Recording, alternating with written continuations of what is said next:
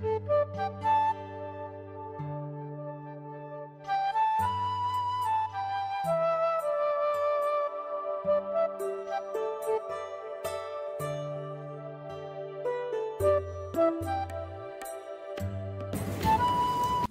श्री गणेशाय नमः।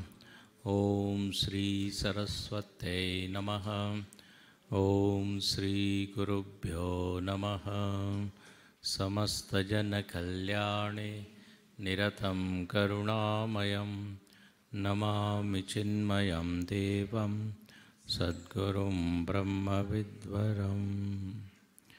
सच्चिदानन्दरूपाय विश्वोत्पत्त्यादिहेतवे तापत्रयविनाशाय श्रीकृष्णाय वयं नुमः।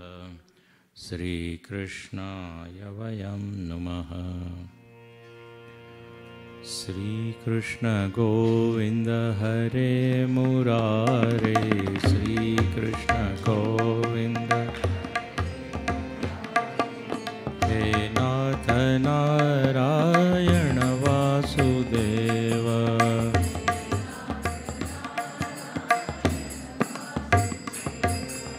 श्रीकृष्ण गोविंद हरे मुरारे। श्रीकृष्ण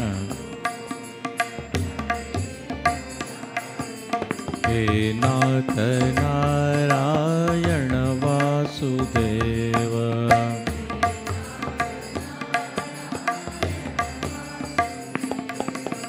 हे नाथ नारायण वासुदेव।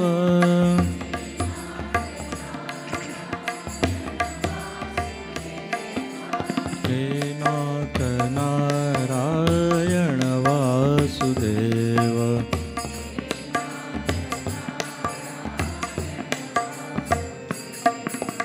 श्रीकृष्ण गोविंद हरे मुरारे। श्रीकृष्ण हे नाथ नारायण वासुदेव। हे नारायण वासुदेव। बोलिए श्री वृंदावन बिहारी लाल की।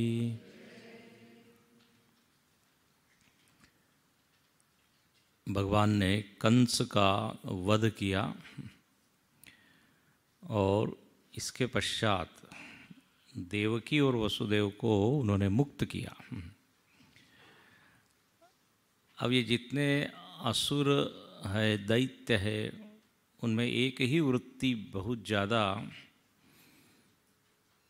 दिखती है और वह है अहंकार की वृत्ति। तो चाहे रावण हो, कंस हो, हिरण्यकश्यपु हो, अभिमान एक बहुत बड़ी चीज़ है। अब कंस ने इतने असुरों को भेजा और सब मारे गए, उसके बाद तो उसको ये बात समझ में आ जानी चाहिए थी ना कि भाई हमने गलत व्यक्ति से पंगा लिया है पंजाबी भाषा में। लेकिन नहीं, अभिमान है, एक के बाद एक, एक के बाद एक। खुद भी जो है वो कहता हम लड़ेंगे, ठीक है, ये मर गए तो क्या हम। तो अभिमान जो होता है वो सामने वाले को हमेशा अंडर एस्टिमेट करता है। अभिमान की वृत्ति ऐसी होती है। और अभिमान में भगवान का जो रस है वो उसमें नहीं आता, सूख जाता है। बोले हम भगवान से कम है क्या।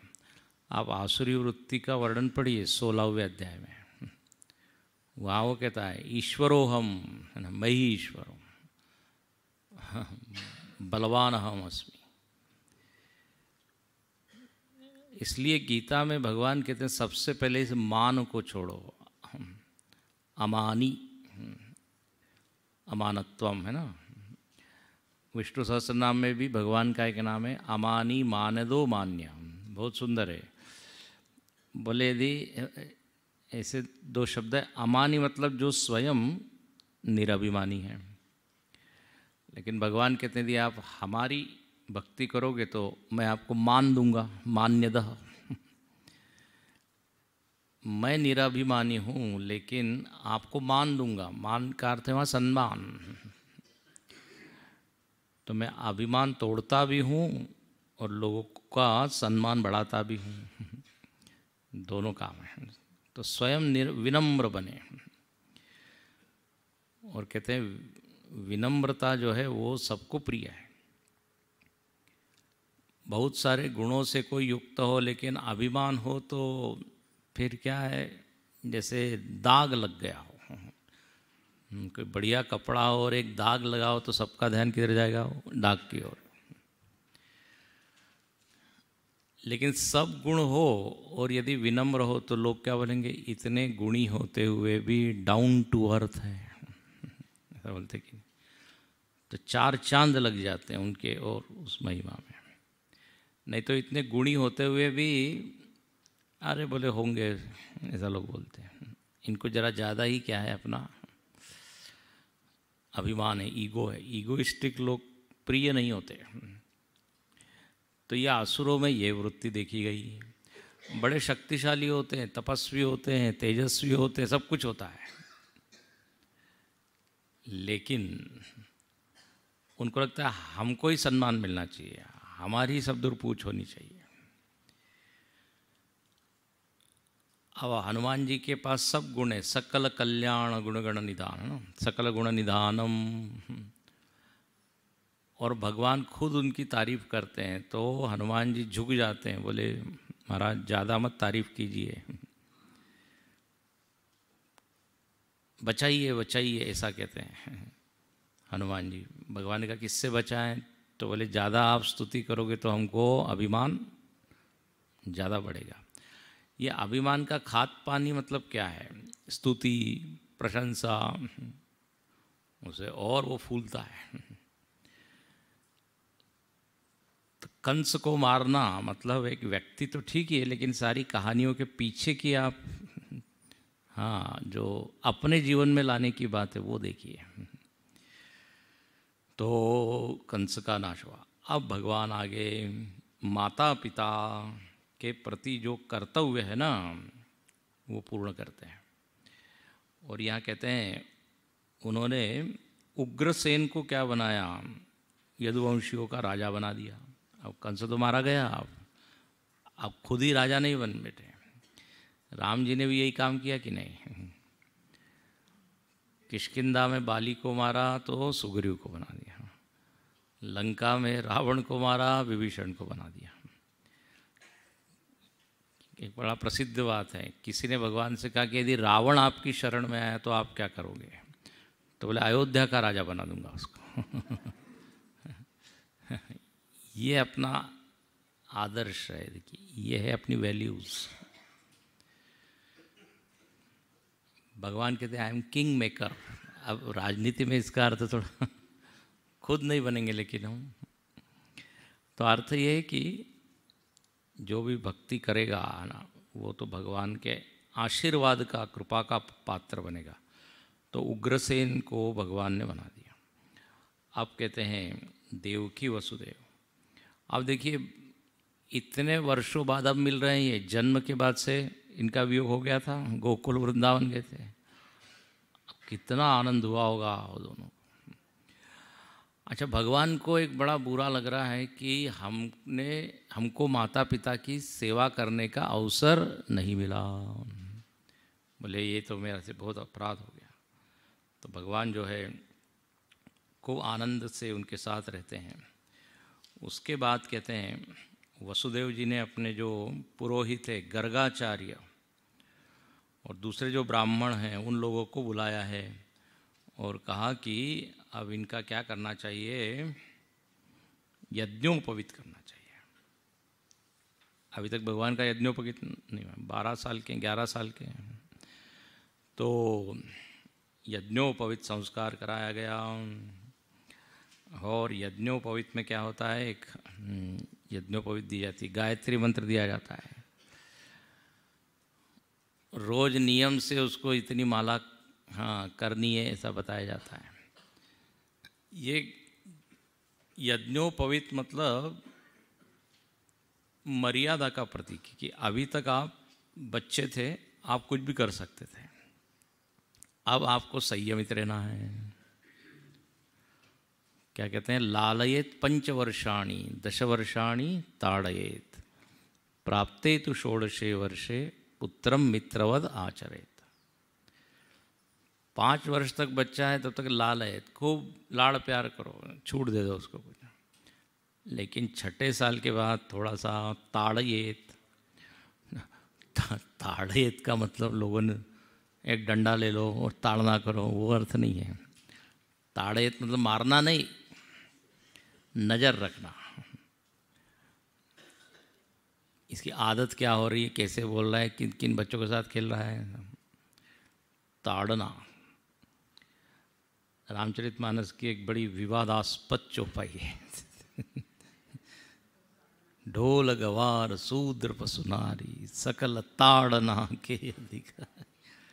अब वहाँ पे खूब व्याख्याएं हुई है, लेकिन लोगों को संतोष ही नहीं होता। बोले नहीं नहीं, वहाँ ताड़ना मतलब जरा ध्यान रखना, ये बात है। तो ताड़े 5 साल के बाद। तो फिर ये जो भाई गुरुकुल में भेजते हैं, अब उसको एक नियम कानून बताते हैं। संध्या करना है, संध्या गायत्री मंत्र करना है, त्रिकाल संध्या का विधान है। यदि हम संध्या नहीं करते तो प्रत्यवाय दोष लगता है, अकरणे प्रत्यवाय, संध्याहीनम अशुचि नित्यम, ऐसा कहते हैं। जो संध्या नहीं करता वो नित्य अशुचि है, कितना ही आप साबुन लगा के ना हो। अशुचि, वो अशुद्ध है शास्त्र के हिसाब से। तो संध्या प्रातः काल, दोपहर में, सायंकाल। भगवान जो है गुरुकुल में जाते हैं और वहाँ पर गुरुकुल में कहाँ गए, अवंतीपुर, अवंतिका नगरी, उज्जैन। और वहाँ पर सांदीपनी ऋषि है, सांदीपनी ऋषि के यहाँ अपने आश्रमों का नाम भी सांदीपनी आश्रम, सांदीपनी साधनालय गुरुदेव ने रखा है। पवई में अपना जो आश्रम है, आप में से कितने लोग पवई के आश्रम में गए हैं, हाथ उठे। काफ़ी लोग गए हैं, सबको मालूम है सांदीपनी साधनालय। सिद्धवाड़ी में सांदीपनी हिमालय। तो वहाँ वेदांत कोर्स होता है। तो चूँकि भगवान के गुरु सांदीपनी थे, उसी नाम से रखा है। वहाँ पे भी पढ़ाई होती है, भगवान ने भी वहाँ पढ़ाई की। क्या क्या भगवान ने पढ़ाई की, तो यहाँ लिखते हैं 64 जो कलाएं हैं वो भगवान ने सीख ली। और कितनी विद्याएं होती है, 14 विद्याएं है ना। 64 कला 64 दिन और रात में उन्होंने कर ली। 2 महीने में पूरा सिलेबस उन्होंने पूरा कंप्लीट कर लिया, 64 कलाएं। और तर्क विद्या, धर्मशास्त्र, मीमांसा, वेद, उपनिषद, ये सब पढ़ लिया। धनुर्वेद इत्यादि 4 वेद है, 4 उपवेद है, गांधर्व वेद, स्थापत्य वेद, आयुर्वेद, सारी वैदिक शिक्षा प्राप्त की। अब ये बड़ा दुर्भाग्य है कि आजकल के जो युवा लोग हैं उनको ये कुछ पता आता ही नहीं है, केवल भौतिक विद्या ही जानते हैं। अब पहले के गुरुकुल में भौतिक और आध्यात्मिक दोनों विद्या पढ़ाई जाती थी, और फिर दोनों को ये किया, मतलब विद्यार्थियों को स्वतंत्रता दी जाती थी, आप किधर जाना चाहते हो। तो इसलिए जब वो गृहस्थाश्रम में प्रवेश करते थे तो उनको सारी कल्पना होती थी, आइडिया होती थी। ये भी मालूम होता था कि एक अध्यात्म की भी एक विद्या है। अध्यात्म विद्या विद्यानाम, भगवान कहते हैं सारी विद्याओं में श्रेष्ठ विद्या अध्यात्म विद्या है। लेकिन अभी का समय कुछ ऐसा है, कुछ पता आता ही नहीं है भगवत गीता क्या है और राम जी कौन है और रामायण क्या। अरे जो भी मालूम है आजकल मीडिया इतनी गड़बड़ है कि गलत ज्ञान ही ज़्यादा मालूम है। इसलिए वो लड़के लोग उल्टी सीधी चीज़ पूछते हैं, या उनके मन में उस तरह का ही कुछ विचार आ गया है। कई बार लगता है उनको, फिर श्रद्धा या विश्वास उनकी कम हो जाता है। बोले अपने शास्त्र में तो ये लिखा है, ये लिखा है। सही ज्ञान का अभाव। कई बार लगता है ज्ञान न हो तो चलेगा, लेकिन ये उल्टा ज्ञान न हो। जैसे रावण को खूब ग्लोरीफाई कर रहे हैं। तो देखिए भगवान यहाँ दोनों विद्या को पढ़ते हैं। और जैसे वहाँ पे भी आता है कि नहीं रामायण में, गुरु ग्रह पढ़न गए, कोई नहीं चौपाई बोलने वाला नहीं, गुरु ग्रह पढ़न गए रघुराई, अल्पकाल विद्या सपाई। अल्पकाल में विद्या है। अल्पकाल में वही व्यक्ति जल्दी सारी विद्या पकड़ सकता है, ग्रहण कर सकता है, जो अच्छा क्या है स्टूडेंट है, ब्राइट स्टूडेंट है, तेजस्वी है। एक बार एक शिक्षक जो है गॉगल लगा के क्लास में गए। बोले क्यों? बोले नहीं, all of you are very bright. तो जो तेजस्वी होता है वो तो साल भर नहीं पढ़ता है ना, एक महीने में वो सब फटाफट कर लेते हैं। अल्पकाल, यहाँ भी भगवान ने अल्पकाल में किया।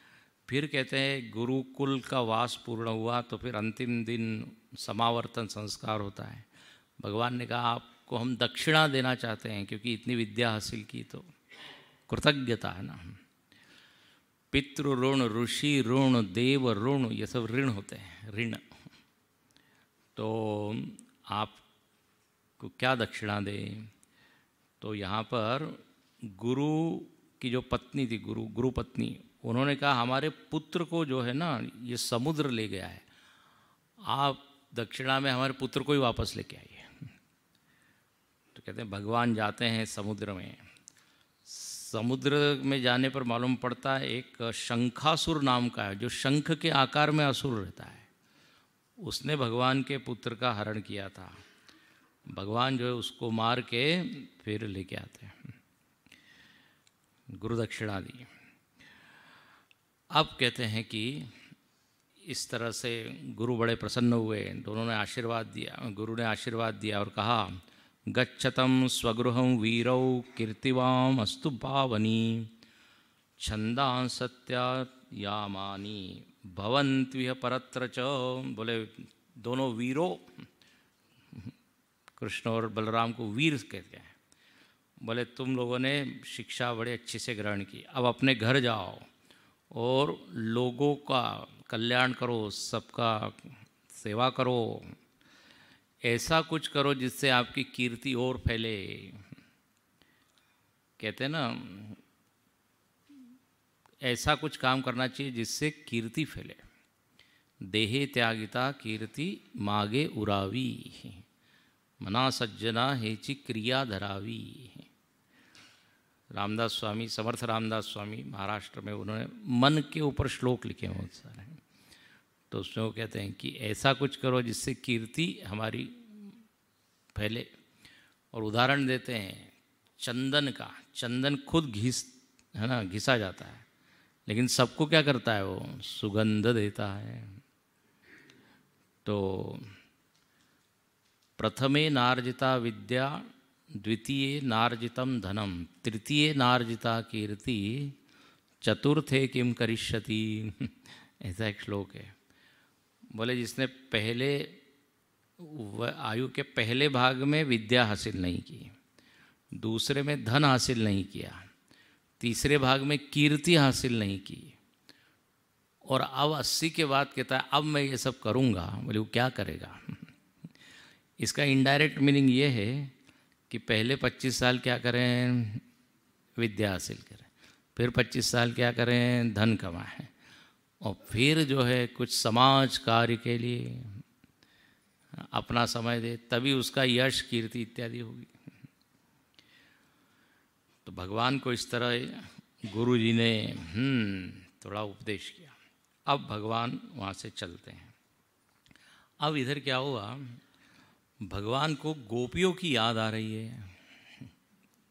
हाँ, गोकुल वृंदावन छोड़ा है और निकलते समय जो दृश्य भगवान ने देखा था वो अभी तक उनके हृदय में है। सब गोपियाँ इंतज़ार कर रही है, रो रही थी, हाँ, प्रतीक्षा कर रही थी। तो भगवान ने कहा अभी अब तो मैं तो नहीं जा सकता, लेकिन अब कुछ करना पड़ेगा। तो यहाँ वर्णन है, वृष्णीनां प्रवरो मंत्री कृष्णस्य दैतः सखा शिष्यो बृहस्पते साक्षात् उद्धवो बुद्धिसत्तमः। भगवान का एक परम सखा है, वो जो बृहस्पति के शिष्य है और परम बुद्धिमान हैं, उनका नाम है उद्धव, जो भगवान के सखा भी है और भगवान के मंत्री भी है, ऐसा लिखते हैं। और सखा मतलब खासम खास, सखा बताया था ना आपको, जो खास है। वो होता है ना दीवाने आम और दीवाने खास, दो तरह के वो महल होते थे, जिसमें आम पब्लिक के लिए तो दीवाने आम, खास खास क्लोज, तो भगवान के अत्यंत निकट। और ये उद्धव जी, देखो उद्धव का अर्थ बड़ा अच्छा है, उत धव, उत मतलब ऊपर, धव मतलब पति, जो सबसे ऊंचा है वह जिसका पति है, और पति मतलब स्वामी। तो उद्धव का सीधा अर्थ है भगवान का भक्त। धव मतलब होता है पति, जैसे बोलते हैं माधव, भगवान का नाम है माधव, माँ मतलब लक्ष्मी, तो लक्ष्मी का पति, उद्धव मतलब उत का पति, जो भगवान को ही सर्वश्रेष्ठ अपना पति मानता है, जो उच्च सबसे ऊपर है। ऊपर उत मतलब भगवान, ऊर्ध्वमूलम अधशाखम, तो ऐसे ये उद्धव जी है। उद्धव जी को कहा जाता है ये उत्सव मूर्ति है भगवान की। मंदिरों में दो मूर्ति होती है, एक प्राण प्रतिष्ठित होती है स्थिर मूर्ति या अचल मूर्ति, और एक उत्सव मूर्ति है। वो उत्सव मूर्ति को घुमाते हैं ना दक्षिण भारत में, आप देखिए वो हर दिन जो है सायंकाल है, और कोई विशेष उत्सव होता है तब भी उन्हीं की यात्रा निकलती है। तो अचल मूर्ति, तो ये देखिए कितना बड़ा मान है, सम्मान दिया उद्धव जी को। उद्धव जी भगवान से थोड़े भी कम नहीं थे, ऐसा वर्णन है। न उद्धवो अणुमात्र मन न्यूनः, ऐसा लिखा है। भगवान कहते मेरे से जरा भी नहीं है, मतलब इनकी पूजा कर रहे हो तो बस मेरी ही पूजा हो गई। ऐसे उद्धव जी है। आप बद्रीनाथ में भी देखते हैं ना, भगवान जब 6 महीने ना उद्धव मठ कौन सा है क्या, वहाँ पे उनकी पूजा होती है। तो ऐसे उद्धव जी भगवान की, हमने पहले भी बताया था, बचपन से ही भगवान के साथ है, उपास्य उनके भगवान हैं, और जैसा उपास्य होता है वैसे ही उपासक हो जाता है। यद यद आचरति श्रेष्ठ तत्तदेव इतरो जनाः, जो जिस श्रेष्ठ व्यक्ति जिसके नज़र में होता है उसी को वो फॉलो करता है। आप देखते हैं ना ये युवा लोग सारे अभिनेता अभिनेत्रियों को फॉलो करते हैं, उनकी नज़र में वही श्रेष्ठ है। हम इनके फ़ैन हैं, उनके फ़ैन हैं, फिर वो जैसे हेयर स्टाइल, इसका भी वैसे ही हेयर स्टाइल, वो उसका बोलने का तरीका वैसे इनका बोलने का। ये उपासना है एक तरह की। संगीत में भी ऐसा होता है, उनके उस्ताद लोग जैसे गाते हैं वो बिल्कुल वैसे ही, इसलिए उनका गाना सुन के आप पता कर सकते कि इनके गुरु कौन है। तो ऐसे ये उद्धव जी है। भगवान एक दिन उनसे बोलते हैं कि ऐसा है, गच्छ उद्धव व्रजम सौम्य पित्रोर्तो न प्रीतिमावह गोपिनां मद वियोगाधीम मत संदेशैर्विमोचय। बोले उद्धव एक तुमसे काम है। क्या? बोले मेरे माता पिता नंद बाबा और यशोदा मैया के पास एक तो जाओ, उनको मेरा संदेश दो, और वैसे ही जो गोपियां हैं वो मेरे विरह में बड़ी दुखी हैं, तो जरा तुम मेरा संदेश ले जाओ और उनको उस दुख से मुक्त करो, उनको जरा उनका मन प्रसन्न करो। हाँ, ये एक कार्य करो।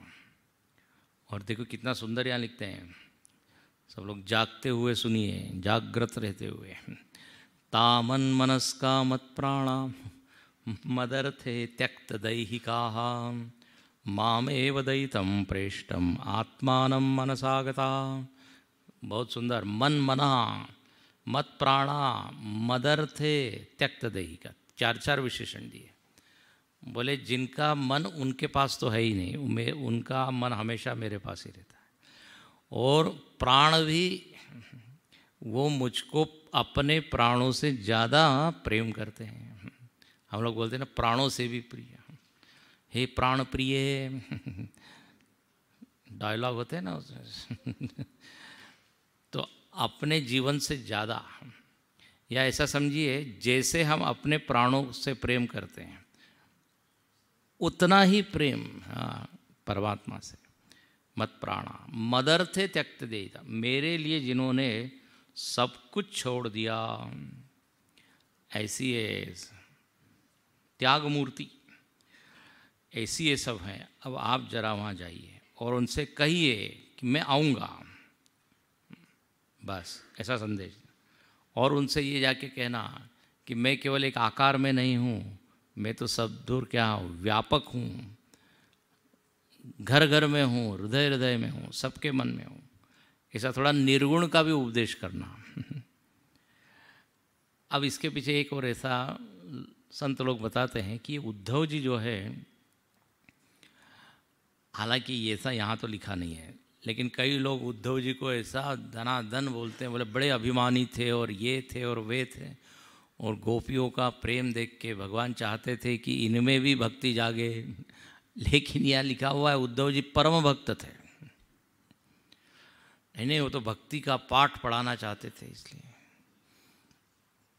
ये ठीक है कि उनकी भक्ति और बढ़ गई गोपियों का दर्शन करने के बाद, लेकिन ये नहीं कि वो ज्ञान के अभिमानी थे, ऐसा कहीं नहीं लिखा है। लेकिन अब ऐसा लोग कथा करते हैं कई बार। अब कहते हैं जैसा आदेश दिया था भगवान ने, उसके अनुसार ये गोपियों के पास उद्धव जी जाते हैं, व्रज की ओर यात्रा करते हैं। और बोले हाँ, हमने सुना तो बहुत है गोपियों के बारे में, भगवान खुद ही अपने मुख से इनकी इतनी स्तुति करते हैं, तो मेरा बड़ा भाग्य है कि इनका दर्शन करने का अवसर हमको मिलेगा। और कहते हैं सबको मिलने के लिए जाते हैं। जब उद्धव जी वहाँ गए हैं तो क्या देखते हैं, गायन्ति भिश्च कर्माणि शुभानि बलकृष्णयो। गोपियाँ जो है भगवान कृष्ण का कोई गान कर रहा है, कोई पूजा कर रहा है, कोई ध्यान कर रहा है। बहुत ही उनको आनंद हुआ है। और नंद बाबा के पास गए, नंद प्रीत। नंद जी ने उद्धव जी को देखा तो जैसा उनको लगा कि तो हमारा कन्हैया ही आ गया, एकदम गले लगे हैं। बहुत उनका स्वागत इत्यादि किया, बहुत चर्चा की, कैसे हैं कृष्ण, कैसे हैं सब, काफ़ी वार्तालाप हुआ। उसके बाद कहते हैं कि गोपियों को खबर लगी है कि कोई आया है। गोपियों ने कहा ऐसा गुस्से से, बोले एक आया वो तो कृष्ण को ले गया, अब ये आया, ये क्या हमारे प्राणों को लेने आया है? ऐसा पहले उन थोड़ी सी नाराज़गी होती है। लेकिन जब उद्धव जी का दर्शन किया तो अरे ये तो बिल्कुल हमारा कन्हैया ही है। उनको एक क्षण के लिए लगा है तो कृष्ण ही आ गए हमारे, श्याम सुंदर मदन मोहन। लेकिन देखा दो चीज़ मिसिंग है, ये कृष्ण नहीं है। कृष्ण जैसे लग रहे हैं, दो चीज़ क्या नहीं है, मोर पंख नहीं है और मुरली नहीं है। देखो भगवान ने जब गोकुल वृंदावन छोड़ा तो 3-4 चीज़ें उनके जीवन से छूट गई। माखन मिश्री छूट गई, मुरली छूट गई, मोर पंख छूट गया। भगवान को आगे के काम करने हैं ना। तो अब उद्धव जी के पास भी वो चीज़ तो नहीं थी, लेकिन बहुत उनको आनंद हुआ कि अरे बिल्कुल ये तो कृष्ण की ही मूर्ति। इति संस्मृत्य भगवान का, मतलब उद्धव जी को देख के भगवान की याद आ रही है। ये बहुत बिल्कुल ऐसी बात हनुमान जी के केस में हुई है। विभीषण जी ने जब हनुमान जी का दर्शन किया तो की तुम राम दीन अनुरागी, बोले अरे कहीं ये राम जी तो नहीं है, विप्रवेश में आ गए हैं। मतलब उपासना इनकी सिद्ध हो गई है। हम कर रहे हैं राम जी की उपासना और जीवन है रावण की तरह, तो लोग ये मान पाएंगे कि हम राम जी की उपासना कर रहे हैं? कुछ तो गुण होने चाहिए। तो उद्धव जी का तो उपासना सिद्ध ही हो गई है, स्पष्ट ही है। अब कहते हैं उद्धव जी सारे गोपियों से मिलते हैं, सारे व्रज में कहते हैं घूमते हैं और पूछते हैं भगवान ने कौन सी लीला कहाँ की, क्या की, सब बताते हैं। अब बड़ा विस्तार से वर्णन, ये उद्धव और गोपियों का संवाद है। इसके ऊपर एक बार नागपुर में 3 दिन प्रवचन हुए थे, उद्धव गोपी संवाद। और यहाँ पे गोपियाँ जो है थोड़ी व्यंग मारती है, व्यंग, एक भ्रमर को निशाना बना के कृष्ण के बारे में कुछ कुछ टॉन्ट मारती, व्यंग मारती। वो भ्रमर गीत उसको कहते हैं। अच्छा, उद्धव जी ने क्या वो संदेश दिया सबको? उद्धव जी ने कहा सारे गोपियों को कि देखो आप लोग भगवान का ध्यान भजन करते हैं, अब आप ऐसा कीजिए भगवान के निर्गुण रूप का ध्यान कीजिए, क्योंकि भगवान केवल एक आकार में ही थोड़ी है, वो तो अनंत है, व्यापक है। तो इसलिए मन को लगाइए निर्गुण में। तो वो सारी गोपियाँ क्या कहती है? ऊधो मन नाही 10-20। बोलते अरे मन हमारे पास एक ही है, 10-20 मन नहीं है। एक मन था वो तो चला गया। हाँ, को आराधे ईस, अब किस मन से हम इस निर्गुण की उपासना करें? ऐसा ये बड़ा प्रसिद्ध पद है, सूरदास जी ने लिखा है। मन नाही 10-20 ऊधो मन नाही 10-20, एक हतो सो गयो श्याम संग, एक हतो सो गयो श्याम संग, को आराधे मन नाही 10-20, ऊधो मन नाही 10-20, मन नाही। भई अति शिथिल सबय माधव बिनु, भई अति शिथिल सबय माधव बिनु, जथा देह बिनु शीस, जथा देह बिनु शीस, श्वासा अटकी रहे आशा लगी, श्वासा अटकी रहे आशा लगी, जीवई कोटि बरीस, मन नाही 10-20, ऊधो मन नाही 10-20, तुम तो सखा श्याम सुंदर के, तुम तो सखा श्याम सुंदर के, सकल जोग के ईश, सकल जोग के ईश, सूरदास रसिक की बतियाँ, सूरदास रसिक की बतियाँ, उरवो मन जगदीश, मन नाही 10-20, ऊधो मन नाही 10-20, एक हतो सो गयो श्याम संग, एक हतो सो गयो श्याम संग, को आराधेई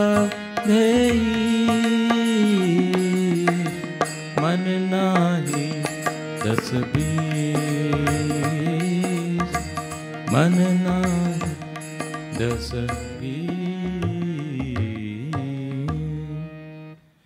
10-20 मन नहीं है।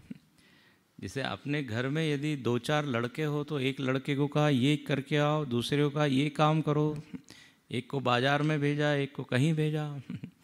अपने पास भी मन होते तो एक को सत्संग में भेजते, एक को फैक्ट्री में भेजते, एक को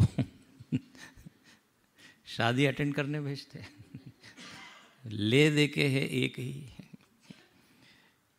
तो कहते हैं एक था वो चला गया। बोले हम लोगों की स्थिति कैसी है? गोपियाँ कहती है जथा देह बिनु शीस, बिना सिर के देह हो, बिना प्राण के देह हो, श्वासा अटकी रहे आशा लगी। हमारी श्वास अटकी हुई है, हम बस उनकी याद में ही जी रहे हैं। ऐसा खूब गोपियाँ उद्धव जी को सब सुनाती है। बहुत यहाँ विस्तार से वर्णन है पूरा भ्रमण के। और उद्धव जी ने जब देखा बोले यस, भगवान जो बोल रहे थे बिल्कुल अब मैं प्रत्यक्ष आँखों से देख रहा हूँ। भगवान के बिना एक क्षण भी इनको रहना कठिन है। अहो यूयम स्वम पूर्णार्था भवत्यो लोक पूजिता। देवियों तुम तो बड़ी पूजनीय हो, तुम लोगों ने पूरी तरह से सब कुछ भगवान को अर्पित कर दिया है। देखो नारद भक्ति सूत्र में भी इसलिए नारद जी ने उदाहरण गोपियों का ही दिया है। यथा व्रज गोपिका नाम, भक्ति की पूरी व्याख्या करते हैं नारद जी। और किसी ने पूछा इसमें कोई उदाहरण है, ऐसी भक्ति किसके पास है? तो बोले यथा व्रज गोपिका नाम। और उद्धव जी गोपियों से खूब चर्चा करते हैं, सब पूछते हैं भगवान क्या करते थे, कैसे रहते थे, इत्यादि इत्यादि। और उन्होंने तो कहते हैं उनके चरणों की धूली अपने क्या सिर पर लगाए। ये बड़ा प्रसिद्ध श्लोक है, वंदे नंदवज स्त्रीणाम पादरेणु मभीक्षणशः, है ना, ये सुना होगा आपने। यासाम हरिकथोद्गीतम पुनाति भुवनत्रयम्। गोपियों की स्तुति करते हैं। बोले वंदे, प्रणाम है ये व्रज स्त्रियों को, इनकी जैसी भक्ति और किसी को नहीं। चरण रज में कहते मैं स्नान करता हूँ इनके, और इनकी जैसी भक्ति है वैसी भक्ति मेरे में भी आए हैं ऐसा। उसके बाद कहते हैं गए थे 2-4 दिन के लिए उद्धव जी, लेकिन एक्सटेंड करते रहे 10 महीने, कई महीनों तक रह गए वो वहाँ पे, ऐसा वर्णन है। उनका मन भी रम गया। उसके बाद उनको सांत्वना दिए, थोड़ा थोड़ा गोपियों को भी समझाया, थोड़ा वेदांत भी सुनाया, तब उनका भी मन थोड़ा। इसके बाद कहते हैं इधर क्या हुआ, इधर भगवान जो है मथुरा में जब आए थे तो उन्होंने 2 को वचन दिया था। किन दोनों को? अक्रूर जी को और वो कुब्जा को, सैरंद्री कुब्जा। भगवान दोनों के घर गए हैं। अक्रूर जी के पास जाके भगवान कहते हैं जाओ जरा हस्तिनापुर में जब जाओ और वहाँ की खोज खबर लाओ, वहाँ क्या चल रहा है। इस तरह यहाँ पे ये पूर्वार्ध जो है 10वें स्कंद का पूरा होता है, यहाँ पूर्वार्ध। अब उत्तरार्ध में भगवान की, अब भगवान बड़े हो गए, बड़े बड़े बड़े हो गए। समाज में जो है ना ये छोटे कृष्ण ही खूब प्रसिद्ध है, बड़े कृष्ण को ज़्यादा नहीं है। पार्थ सारथी कृष्ण या जो द्वारका वाले कृष्ण नहीं, बोले हमको तो बस लड्डू गोपाल हमारे मुरली वालों श्याम, नहीं पहचानत नाम। दूसरे हम भगवान पहचानते नहीं है। कोई कोई भक्त लोग कहते हैं कि जब तक, हाँ हम वृंदावन में रहते हैं, जब तक भगवान वृंदावन में रहते हैं हम रहते हैं, उसके बाद वहाँ से चले आते हैं। एक ये थोड़ा पद है, भजन है, हमारे मुरली वारो श्याम। यहाँ लिखते हैं बिन मुरली वनमाल चंद्रिका नहीं पहचानत नाम। ये कौन भगवान है, ये हम नहीं पहचानते। हमको तो केवल वही, हमारे मुरली वारो श्याम, हमारे मुरली वारो श्याम। बिन मुरली वनमाल चंद्रिका, बिन मुरली वनमाल चंद्रिका, नहीं पहचानत नाम, नहीं पहचानत नाम।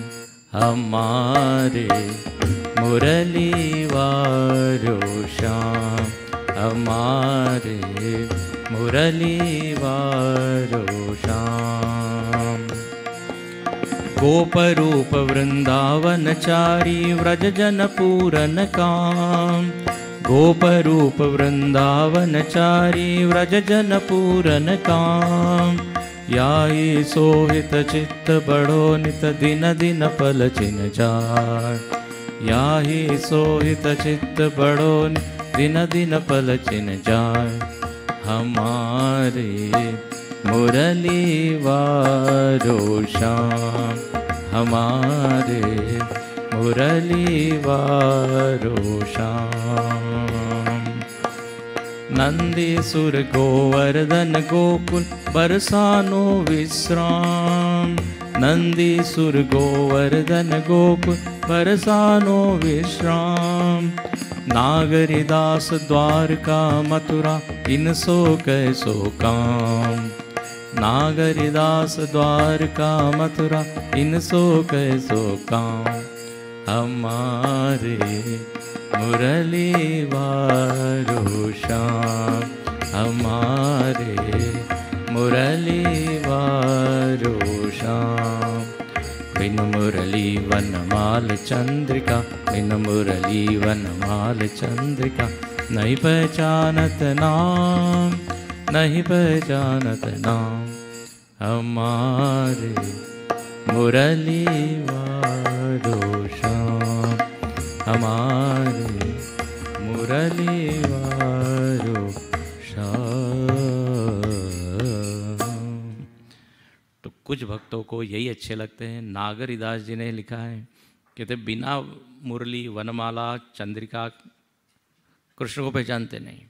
हमको कौन से अच्छे लगते हैं? गोपरूप, वृंदावन में विचरण करने वाले, फिर गोवर्धन में रहने वाले, गोकुल में रहने वाले, बरसाना में रहने वाले। बरसाना है ना राधा जी का जगह, वो जो 84 कोस पूरी वृंदावन की एक परिक्रमा होती है, तो सारी भगवान की वो बाल लीला, किशोर लीला,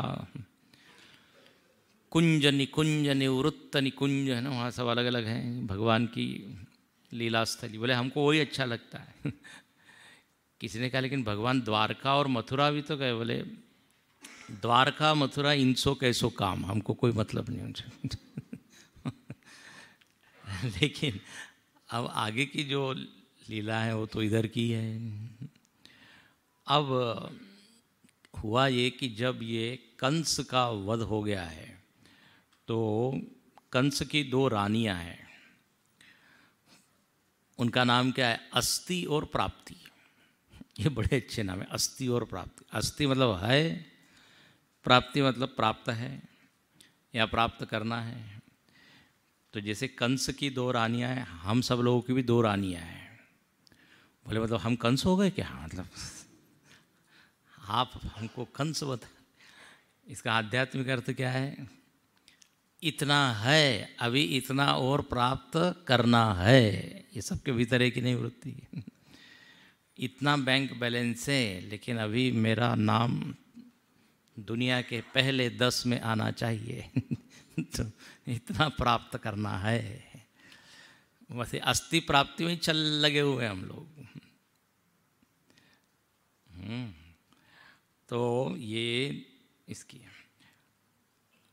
कंस की 2 रानियां। अब इनके पिता कौन हैं? तो बोले जरासंध, मगधराज। मगधराज की ये दोनों पुत्रियां। तो जरासंध को बहुत गुस्सा आया है। बोले हमारी दोनों ये लड़कियां ये विधवा हो गई भगवान कृष्ण के कारण, कंस जो कोई मारे गए। बड़ा प्रण करता है कि मैं पृथ्वी पर एक भी यदुवंशी को रहने नहीं दूंगा। उसने जो है बड़ी युद्ध की तैयारी की और उसके पास बहुत सेना थी, बहुत उसके सारे लोग थे। उसने जो है घेर लिया है, हाँ, चारों ओर से भगवान के इस नगरी को, और वो बार बार कहते हैं आक्रमण करता है। तो सुखदेव जी से परीक्षित जी कहते हैं ये कथा थोड़ी और सुनाइए। तो यहाँ पर वर्णन है कि भगवान ने सोचा है कि इसको हम मारेंगे, लेकिन एकदम नहीं मारेंगे, क्योंकि पहले ही झटके में मार देंगे तो इसके सारे लोग तो जीवित रह जाएंगे। इसलिए भगवान अलग अलग स्ट्रेटेजी अपनाते हैं। जरासंध जो है वो भगवान को पुकारता है। भगवान को पुकार के कहता है, अरे पुरुषाधम कृष्ण, मैं तुमको, मेरे साथ युद्ध कर, तूने कंस को मारा है, मेरे साथ युद्ध कर, मुझको मार के बता। ऐसे आवाहन करता है। भगवान कहते हैं आ जाओ, लेके आओ तुम्हारी जितनी सेना है। सारी सेना वो लेके आता है। भगवान क्या करते हैं, इसके साथ युद्ध नहीं करते, सेना को मार देते हैं और थोड़े लोगों को छोड़ देते हैं, इसको भी छोड़ देते हैं। फिर से वो इकट्ठा करता है। और कितनी बार जरासंध आक्रमण करता है? 17 बार। जैसे ये पृथ्वीराज के ऊपर किसने किया था? गौरी ने। तो यहाँ पर लिखते हैं 17 बार 23 अक्षौहिणी सेना इकट्ठा करके जरासंध युद्ध करता है। भगवान इनकी सेनाओं को मारते जाते हैं, जानबूझ के छोड़ देते हैं जरासंध को, वो इकट्ठा करके लाता है। फिर आप कहते हैं जरासंध की सारी सेना मरती चली गई। एक काल यवन नाम का एक मित्र था इसका, काल यवन। तो काल यवन को भेजा है, ये नारद जी ने कहा, नारद जी के द्वारा प्रेरित है, ऐसा लिखते हैं। काल यवन, और ये जरासंध का मित्र है। बोले जाओ भगवान को मारो। देखो ये जरासंध कौन है? तो बोले ये जरा अवस्था है। जरासंध किसका प्रतीक है? जरा अवस्था। जरा अवस्था मतलब वृद्धावस्था। वृद्धावस्था को जरा अवस्था क्यों कहते हैं? क्योंकि अब आपकी आयु जरासी बची है, इसलिए उसको जरा अवस्था कहते हैं। स्वामी जी ऐसा वो डराइएगा नहीं।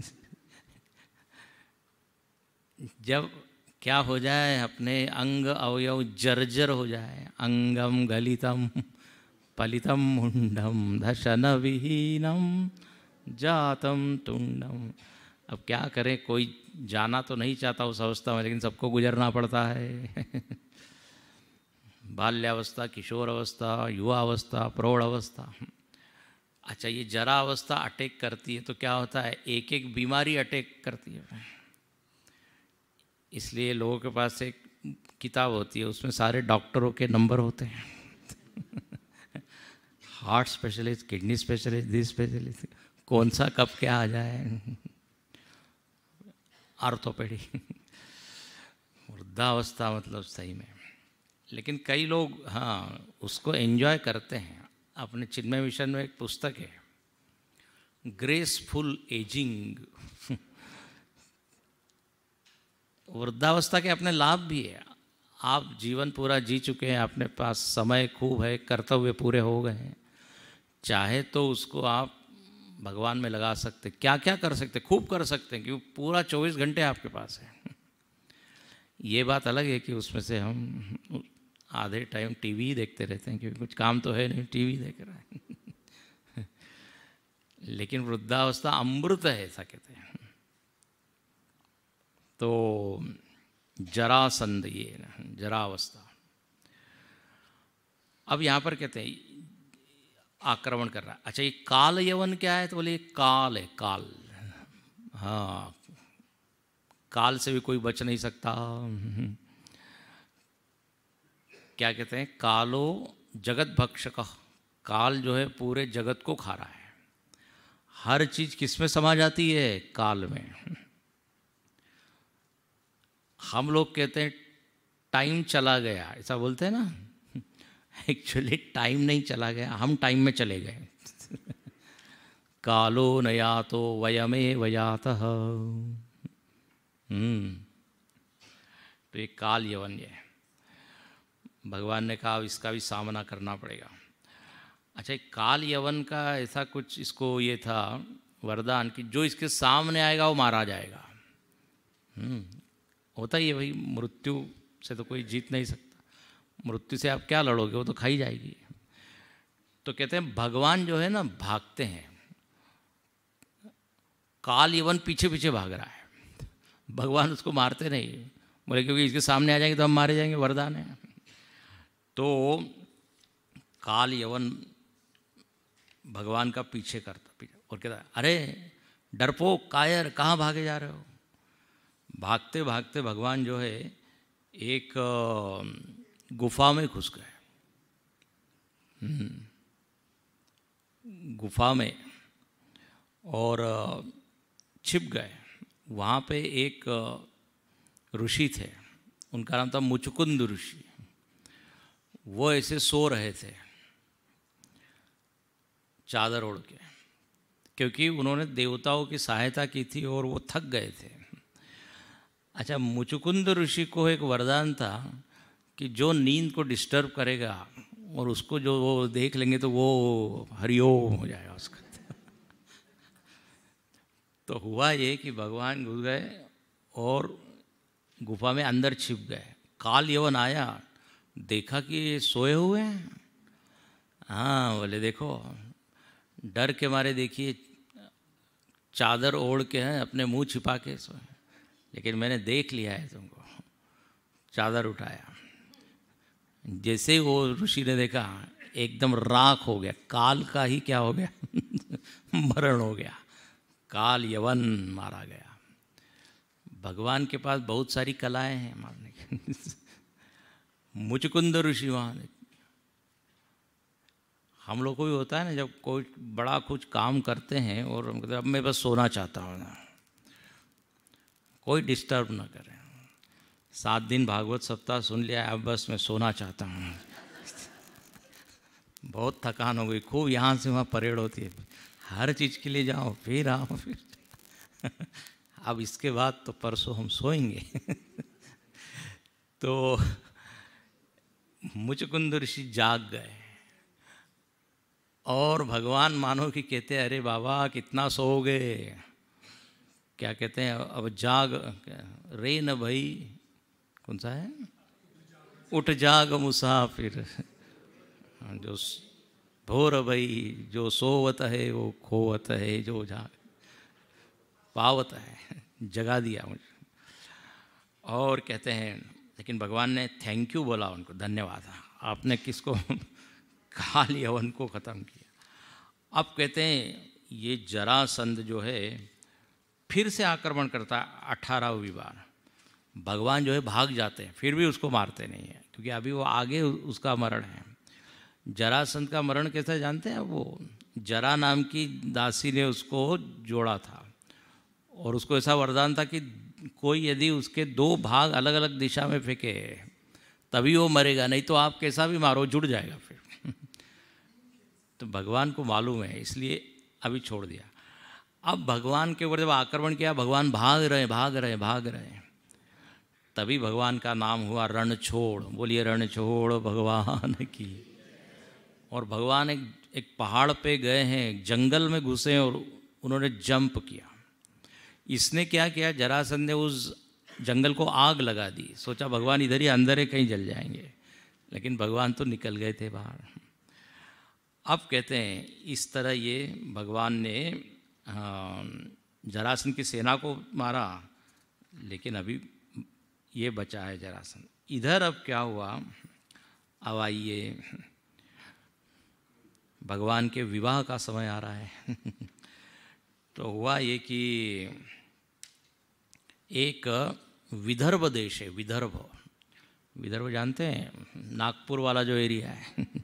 हाँ, विदर्भ देश, महाराष्ट्र के अलग अलग भाग है ना, मराठवाड़ा है, फिर क्या है, खानदेश है, पश्चिम महाराष्ट्र है, कोकण है। तो कहते हैं राजा आसीत भीष्मको नाम विदर्भाधिपतिर्महान तस्य पंचा भवन पुत्रा कन्यैका च वरानना। अच्छा, और संयोग से अपने इस भागवत के भी यजमान लोग नागपुर से आए हैं, विदर्भ वाले ये सब सब रुक्मिणी के पक्ष के हैं सब तो भीष्मक राजा, इनके 5 पुत्र है और एक सुंदर कन्या है। उनके नाम क्या है? रुक्मरथ, रुक्मबाहु, रुक्मकेश, रुक्ममाली। ये 5 लड़के हैं। और जो कन्या है उसका नाम रुक्मिणी। और ये रुक्मिणी तो साक्षात लक्ष्मी है। रुक्म मतलब होता है सोना, इनके नामों में भी सोना, रुक्म रुक्म रुक्म है। ऐसी ये सुंदर है। और भगवान के गुणों का उन्होंने श्रवण खूब किया था। स्वयं रुक्मिणी जी बड़ी सुंदर लक्षण वाली है, बुद्धिमती है, उदार है। उन्होंने मन में निश्चय किया कि हमको तो कृष्ण ही क्या है, पति के रूप में चाहिए। उन्होंने भगवान के पराक्रम, सौंदर्य, वैभव सबको खूब सुना था। और हमने पहले दिन ही आपको बताया था, जब आप किसी की महिमा को सुनते हैं तो उसके बारे में प्रेम जागता है। तो रुक्मिणी जी ने मन ही मन क्या किया है, भगवान का वर्ण किया है। और भगवान कहते हैं जो हमारा वर्ण करता है हम उनका पोषण करते हैं हम उनको अपने आप को दे देते हैं। तो रुक्मिणी जी के मन में ये संकल्प जागा है। अब ये जो रुक्मिणी का एक भाई है रुक्मी, उसकी इच्छा थी कि हमारी बहन का विवाह शिशुपाल से हो मन ही मन उसने सोचा था हाँ शिशुपाल के साथ इनका विवाह करेंगे। जब रुक्मिणी को ये मालूम पड़ा तो बड़ी वो उदास हो गई। बोले अरे ये भाई जो है हमारा ज़बरदस्ती विवाह करा देगा शिशुपाल, कुछ करना चाहिए, कुछ करना चाहिए। तो मन में वो सोचती है क्या करें। तो उनके मन में एक क्या आइडिया आइडिया को हिंदी में क्या बोलेंगे? कल्पना, विचार, कल्पना नहीं, खैर समझ गया ना आपको क्या हम हाँ, युक्ति, योजना, चलो जो भी बोलिए। बोले भगवान के पास संदेश भेजना चाहिए और भगवान को खबर कर देनी चाहिए कि ये शिशुपाल के साथ ये तय कर रहा है, उसके पहले आप कुछ कीजिए।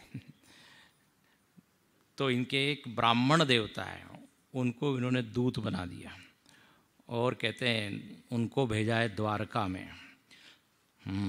कश्चिद् द्विज वर श्रेष्ठ धर्मस्ते वृद्ध सम्मत वर्तते नातिकृच्छेण संतुष्ट मनस सदा। ये ब्राह्मण शिरोमणि कैसे हैं? बोले एकदम सदा संतुष्ट रहने वाले हैं और बड़े सात्विक है। तो इन्हीं को उन्होंने माध्यम बनाया और यहाँ बड़ा सुंदर एक पत्र दिया है। और ये हमारे स्वामी जी कहते हैं सबसे पहला प्रेम पत्र और उस प्रेम पत्र में रुक्मिणी जी ने क्या लिखा? श्रुत्वा गुणान् भुवन सुंदर शृण्वतां ते निर्विश्य कर्ण विवरे हरतोंगतापम। हाँ, बोले हमने सुना है, श्रुत्वा क्या आपके गुणों के, आप कैसे हैं? भुवन सुंदर है, मिस्टर वर्ल्ड, मिस्टर कॉस्मोस भुवन सुंदर और आप तो जो है सभी दृष्टि से श्रेष्ठ है, गुणों के दृष्टि से, ज्ञान शक्ति थे। और मेरा मन सब कुछ लज्जा शर्म छोड़ के बस आप में ही प्रवेश कर रहा है। और यहाँ बहुत सुंदर सुंदर यहाँ पे श्लोक बोलती है। ये वास्तव में एक साधक का वर्णन है, ध्यान से सुनना। साधक क्या करता है? वर्ण करता है भगवान का, उसको और कोई नहीं चाहिए। जैसे कठोपनिषद में कहा है यमे वैशव वृणुते तेन लभ्य। साधक चुन लेता है बस हमको भगवान के साथ ही संबंध जोड़ना है और कुछ नहीं। उसको कहते हैं अनन्य, अन्य इच्छा नहीं, अन्य संकल्प नहीं, अन्य ध्येय नहीं। तो ऐसी है रुक्मिणी, अनन्य मनसा हो गई और उन्होंने भगवान के सारे गुणों का उनके रूप स्वरूप सब का वर्णन किया है। और उन्होंने कहा कि अब ये हमारा विवाह इस तिथि को है, अब आप आइए और मेरा हरण कर लीजिए। देखो खुद ही कहती है। और कब आना है, कहाँ आना है, कैसे ले जाना है, सब लिख दिया। बोले हमारे यहाँ विधि होती है कि हम भवानी माता की पूजा करते हैं, विवाह के पहले मंदिर में जाते हैं। तो बोले जब मैं मंदिर में पूजा करके बाहर निकलूँगी तब आप बिल्कुल वहीं पार्क करके रखना अपना रथ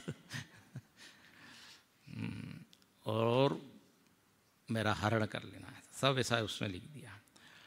अब ब्राह्मण देवता का वो जो पत्र है भगवान के पास पहुंचता है, भगवान उसको पढ़ते हैं और भगवान कहते हैं उन्होंने मेरा वर्ण किया है, मैंने भी उनके बारे में खूब सुना है तो मेरे भी मन में यही है। और भगवान कहते हैं मुझको उनकी याद में नींद नहीं आती आप कहते हैं जब दोनों का मन मिला हुआ है तो क्या करेगा काजी, ऐसा कहते हैं ना तो भगवान ने कहा ठीक है, अब जैसा कहा है उसके अनुसार हम करेंगे। अब ये रुक्मिणी जी के जो पिता है उनका नाम है भीष्मक और ये रहते हैं कुंडिनपुर में। आप यदि जाए नागपुर के अमरावती के पास में है, हम गए हैं वहाँ पे, तो वहाँ पे भी एक ऐसा बना हुआ है महल इत्यादि छोड़। तो ये रुक्मिणी का घर है, वहाँ पे वो रहते हैं। अच्छा, अब इधर विवाह की सारी तैयारी हो रही है। हाँ, रुक्मिणी बड़ा उत्साह से तैयारी कर रहा है। वर कौन है उसके अनुसार? शिशुपाल। शिशुपाल भी बड़ा उसको अच्छा लग रहा है कि अब विवाह होगा। तो सारी विधियाँ जो विधि होती है वो सब होने लगी और भीष्मक राजा भी बड़े प्रसन्न हैं। अब हुआ ये कि ग्रह शांति इत्यादि हुआ, हवन इत्यादि हुआ। रुक्मिणी जी का तो मन भगवान में लगा हुआ है कि कब भगवान आएंगे, कैसे आएंगे, सब सकुशल तो होगा ना, कि बीच में ही कहीं गड़बड़ तो नहीं होगा। अब विधि इत्यादि हो रही है और जिस दिन क्या कहते हैं वो मंदिर में जाना था, अभी तक वो ब्राह्मण देवता आए नहीं थे, यहाँ वर्णन है। अब बिल्कुल जब होने की स्थिति है, भगवान का वो पत्र उनको मिल गया है और कहते हैं भगवान भी आए हैं, बलराम जी इत्यादि। भगवान अकेले जा रहे थे और अकेले निकले भी, लेकिन बलराम जी को मालूम पड़ा कि वहाँ कुछ गड़बड़ हो सकती है, तो इनको अकेले नहीं भेजना चाहिए और किसी को भेजना चाहिए साथ में। कुछ लोग साथ में भी गए हैं।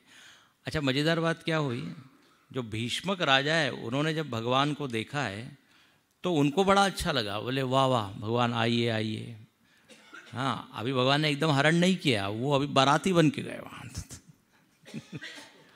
भीष्मक ने उनको वहाँ ठहराया है सब। और मज़ेदार बात है, जितने बाराती लोग हैं ना वो सब बात कर रहे हैं, अरे इनके साथ इनका विवाह हो तो बहुत बढ़िया।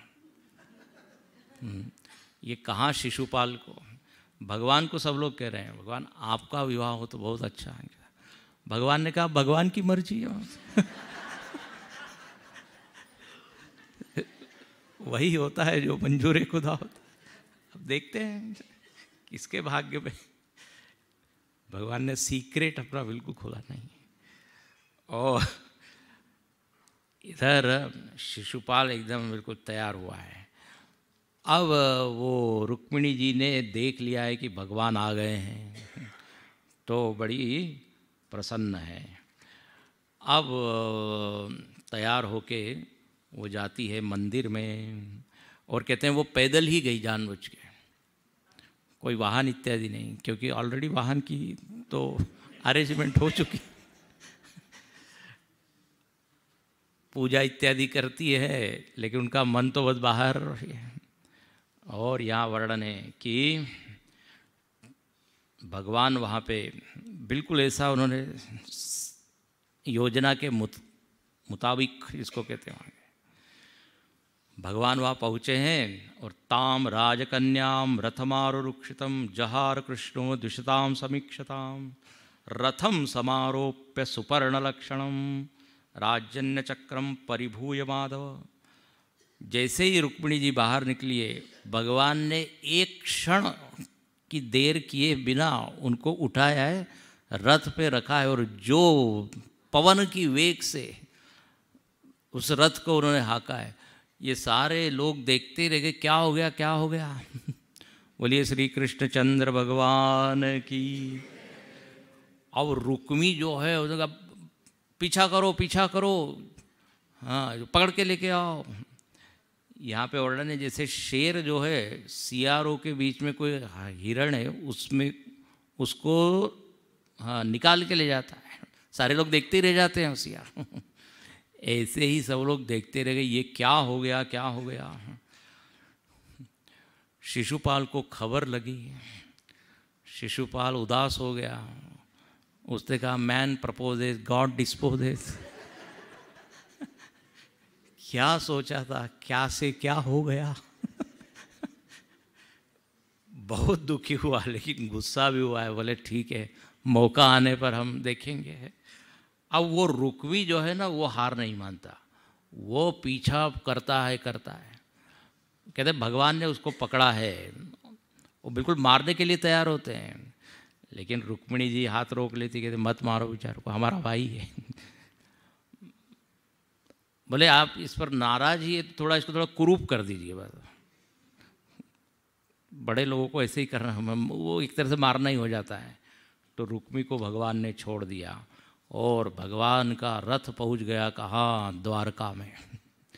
और वहाँ द्वारका में वैदिक विधि से ये जो हरण करके विवाह करना, इसको कहते हैं राक्षस पद्धति है ना। और ये जो है विवाह की अलग अलग पद्धतियाँ है। गांधर्व विवाह, ये जो लव मैरिज है गांधर्व विवाह, और ये जो वैदिक विधि से है ये तो बिल्कुल पारंपरिक विवाह है। तो द्वारका में भगवान आए हैं और अब भगवान का विवाह का आयोजन हुआ है। आइए 2 मिनट तब तक नाम स्मरण करें। श्रीमन्नारायण नारायण नारायण श्रीमन्नारायण नारायण नारायण लक्ष्मी नारायण नारायण नारायण लक्ष्मी नारायण नारायण नारायण भजमन नारायण नारायण नारायण भजमन नारायण नारायण नारायण। बोलिए लक्ष्मी नारायण भगवान की जय, श्री कृष्णचंद्र भगवान की जय। ओम हरि ओम महा कन्या बच्चे आइए आइए, वैसे अधिकार तो आपको ही है। आइए आप दोनों जन आइए साथ, इधर से आइए। हरि ओम तस्सत् पुनन्दवादेव जनाः पुनन्दवनः पुनन्द विश्वा भूतानि यातवेदाः पुनीमा। एकदम बदल पकड़िए। हरि ओम महाहस्ते जलम माला पूर्वोच्चारित रुद्र विशेषण विशिष्टाय नमः। अमुक गोत्रोत्पन्नोऽहम् अमुक नामोऽहम् सपत्नीकोऽहम् सपरिवारिकोऽहम् कनिष्ठमाण श्रीमद्भागवत महापुराण यज्ञ कर्मणे रुक्मिणी विवाह कर्मणे यथाशक्ति यथा समय अनुसारेण यथा लब्धोपचारैः भगवान श्री नारायण सह रुक्मिणी विवाह कर्म हम करिष्ये। हस्ते पुष्पाणि गृहीत्वा गणेश ध्यानम् गणेशास्थापित देवता ध्यानम्। हरि ओम महगणानां त्वा गणपतिं भवामहे प्रियाणां त्वा प्रियपतिं भवामहे नदीनां त्वा देवतिं भवामहे गणेशास्थापित देवतानंद कोटि नमस्कारान् समर्पयामि। पूजनम् हस्ते पुष्पाणि गृहीत्वा आप दाहिने भाग में आ जाइए, राइट साइड में आइए। हाथ जोड़ करके भगवान नारायण का ध्यान करिए। बर के जरूर बरहापीडं नटवरवपुः कर्णयो कर्णिकारं दिग्व्रतवासः कनककपिलः वैजयन्ते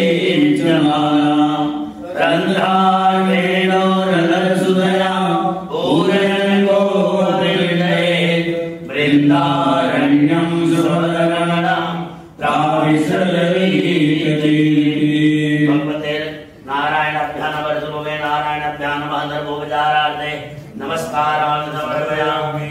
लक्ष्मी स्वरूपा रुक्मणी के रूप में तुलसी जी का ध्यान करेंगे। ओम माया पद्मासनस्था विपुलकटितटे पर्णपत्रायताक्षी गंभीरावर्तना विस्तरमलगर्जनतार्धप्रवस्तोत्तरीया लक्ष्मीदिव्यैकदन्दै मणिगणवैष्णाविताय नमः नित्यं स पद्महस्ता वसुमं गृहे सर्वमाङ्गल्यतीर्था महालक्ष्मी नमस्तुभ्यं सुरेश्वरी हरिप्रिये नमस्तुभ्यं दयानिधे महालक्ष्मी नमः जय जय कोटि नमस्कार समर्पयामि। सबके हाथ में अक्षत दे दिया जाए। यहाँ थोड़े दूध का सामने और बीच में पट लगा के मांगलिक स्तोत्र बोल रहे। महाराष्ट्र में ये पद्धति वही कर रहे हैं। देश का देश का मंगलाष्टक स्वामी जी चलिए।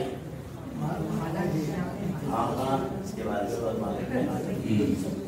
गंगा सिंधु सरस्वती यमुना गोदावरी नर्मदा कावेरी सरयू महेंद्र कन्या कर्मण्वती वेदिका श्रीप्राभेत्रवती महासुर नदी ख्याता गया गंडकी पूर्णा पूर्ण जले समुद्र सहिता कुर्या सदा मंगलम परमन्ना सावधान।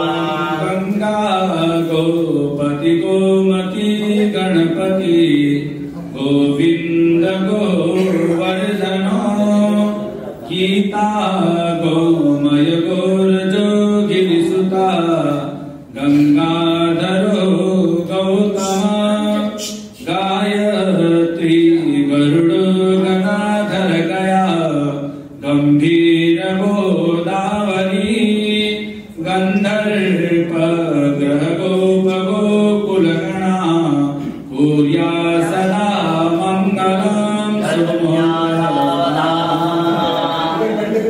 यस्यांके च विभाति भूधरसुता देवापदा मस्तके भाले बालविदुर्गले च जगन्नाथ यशोरसी व्यालराट चोयामूत विभूषणः सुरवरः सर्वाधिपः सर्वदा शर्मः सर्वगता शिवः श्री शंकर वरकन्या सावधान।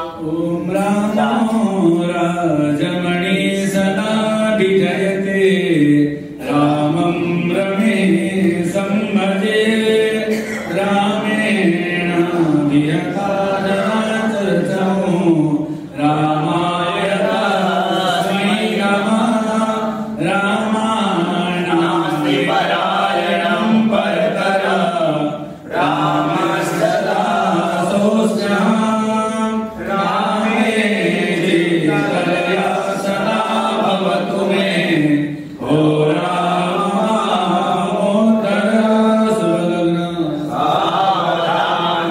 लक्ष्मी नारायण भगवान की माला एक दूसरे से अर्पण करवा दीजिए। माला लक्ष्मी नारायण भगवान की जय जय लक्ष्मी नारायण भगवान की जय। आप इनको पर पंच वाले इधर आगे वैदेही आगे से बहुत सुंदर नाम है वैदेही। देवंदिका कुलजा भगवाटलाजय पुण्यागजाति गर्भे रसाल पुष्पे विराप्रकाल तुलसी दलमाल निधि तमोजयामि जगदीश्वर मे प्रसीद। लक्ष्मी नारायण भगवान की जय। राधा रमण भगवान की जय। सरकार की जय। ये अपने उधर राजा के दोनों जन इनके चरणों में ये अपने लड़की की विदाई करते हैं तो भर पूजन करते हैं जमाई टीका मारवाड़ी रे मंडले वंशस्थले कौसुमा नासाग्रे वरमौपिकं करतले वेणु करे कंकण शर्वाङ्गे हरिचन्दन सुललितं कण्ठे जमुक्तावली गोपाश्री परिवेष्टितो विजयते गोपालचूडामणि मणिवल्लभ भगवान की बाकी लोग भी आकर के ठाकुर जी के चरणों में और समय का ध्यान रखते हुए पलायन से विवाह हो गया, भोजन की तैयारी है, बिना भोजन किए